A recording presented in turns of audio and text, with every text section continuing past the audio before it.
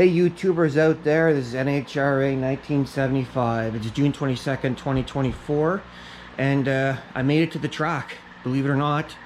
So there's some video I'll show shortly. A production company actually was there. They do like a lot of local sort of features on cars, and they did a great job. Without any further delay, here's actual video of my car going down the track.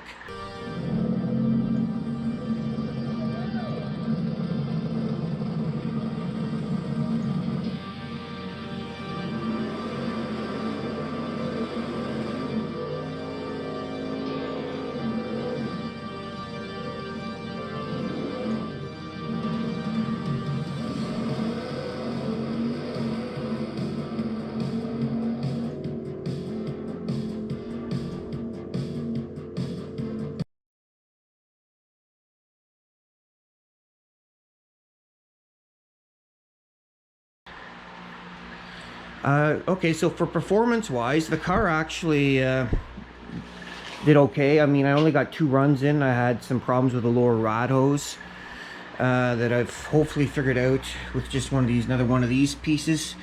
I had a 60 foot of 1.508. So, and that was, I mistakenly left this in 3rd gear. I do my burnouts 2nd to 3rd. So I don't hurt the transmission, the TH400, so you want to keep it out of 1st. And then of course I forgot to put in 1st. So I think that 60 foot's an indicator. Like, that's a pretty good 60 foot. That's the best ever I've had.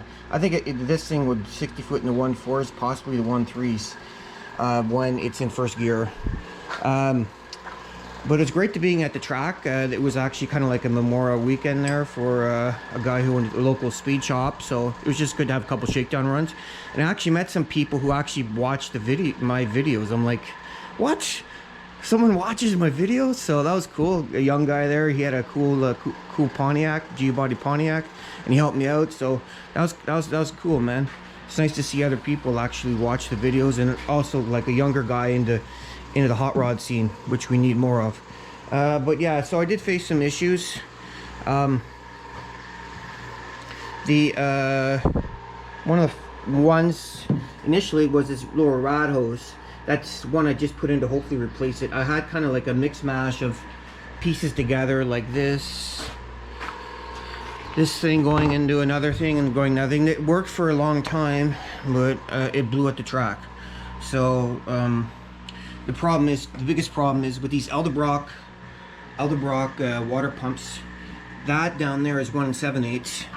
Well, that down there, particularly on mine, is 1 3/4. So I did get an adapter. I found this one, 1 7/8 to 1 3/4 by HPS.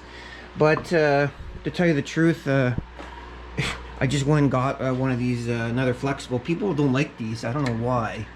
I guess they look ugly, but they work for me. I don't care that much. It kind of looks like a Pro Stock from the 70s. I've seen pictures of those cars, and they used them back then. But anyways, I could probably get away with this. This fits over, that piece fits there on this, and I'll be able to put this one down here. So that'll be great. And the carburetor. I was having some starting problems and stuff like that with the carburetor. Like, it wouldn't start very well, so I ended up just sending it down to a guy in Kansas there, Luke Siebert. I don't know, maybe I could have taken the time, but I just don't have a whole lot of time.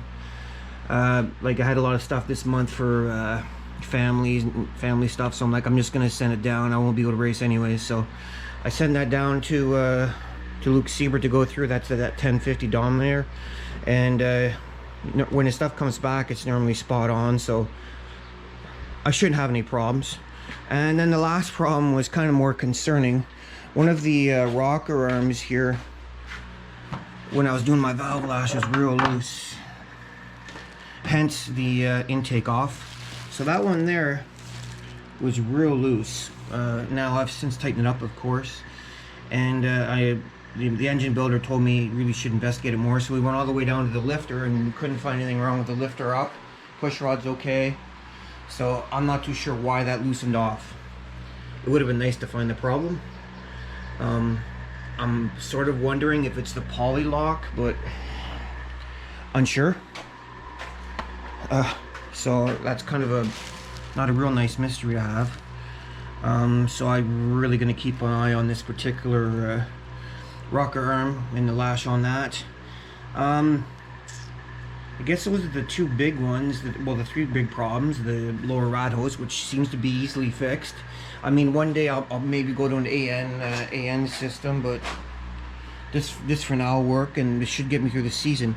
I kind of like these two because they have the spring and they're a bit stiff. They kind of push everything forward.